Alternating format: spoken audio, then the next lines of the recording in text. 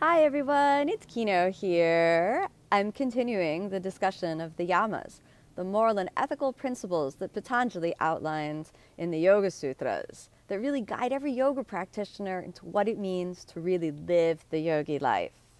Brahmacharya, comprised of two words, Brahman and Charya, usually translated into English just as celibacy.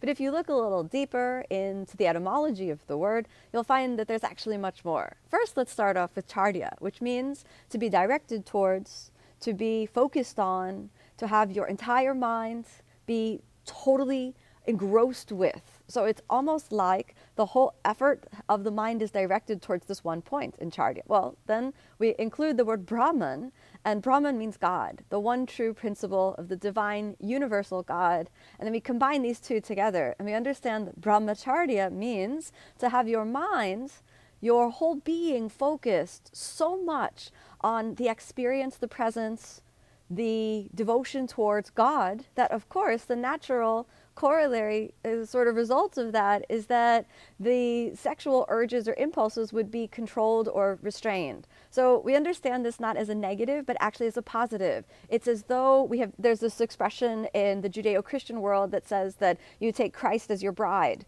or your groom, or whichever way that works in terms of you. So you understand that you are so devoted to your personal relationship with God that it's like those perfunctory and superficial sexual relations seem to fall by the wayside. Now, of course, in the monastic community, this manifests as celibacy. And this is meant to be not only restraining the actual physical act of the sexual impulse, but is actually meant to include the field of the mind. If the body is restrained, but the mind is constantly thinking about sexual impulses, then the mind is not devoted or directed in that state of charya towards Brahman or towards God. But if the mind is focused exclusively on God, then it's not focused on the sexual impulses. And that's true in terms of the mind, in terms of actually, of course, action. At the very least, when we can think about this as householders, as lay people, non-monastics who are practicing yoga, what can brahmacharya really mean for you and me? Well, I'm married, so for me this means keeping my marriage commitment as much as possible. And if we think about this, the benefit or result that Patanjali outlines in the Yoga Sutras about brahmacharya is that you get virya, or energy. That energy comes into your body and you can direct it towards the practice.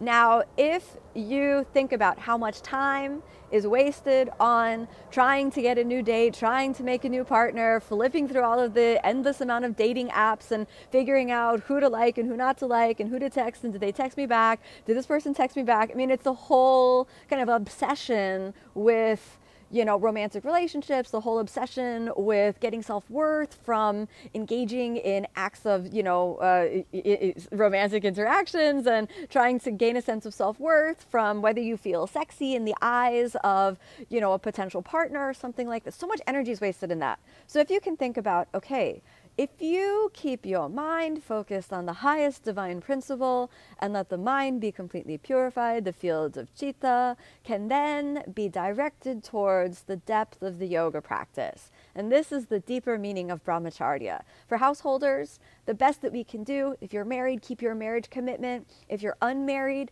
then do your best to purify the mind and focus on the notion of being closer and closer to your personal relationship with God and let that direct every moment of your life. Naturally, according to the sort of embodiment of this principle, all the other yamas of nonviolence, of truthfulness, of non-hoarding, non-covetousness, they're all supported by brahmacharya.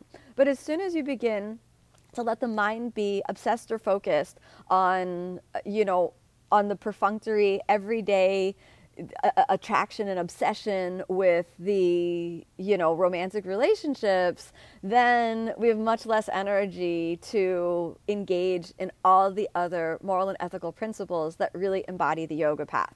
I should say I'm no saint, no one is really. Like, we all are preoccupied. You see someone attractive walks by and it kind of stimulates something inside of you, whether you're married or single. But then the question is, well, wait a minute, what am I actually attracted to? What is actually here in this moment? To redirect the mind, oh, my devotion is to a higher moral and ethical principle. My devotion is actually to an open field of compassion, and then to relate to individuals, to human beings as equals, not as potential partners, but just as beings who are sharing and walking the path together, all in search of that high divine truth that we could call Brahman or we could call God. Thanks so much for joining, everyone. I hope you keep that faith and inspiration to practice every day. Namaste.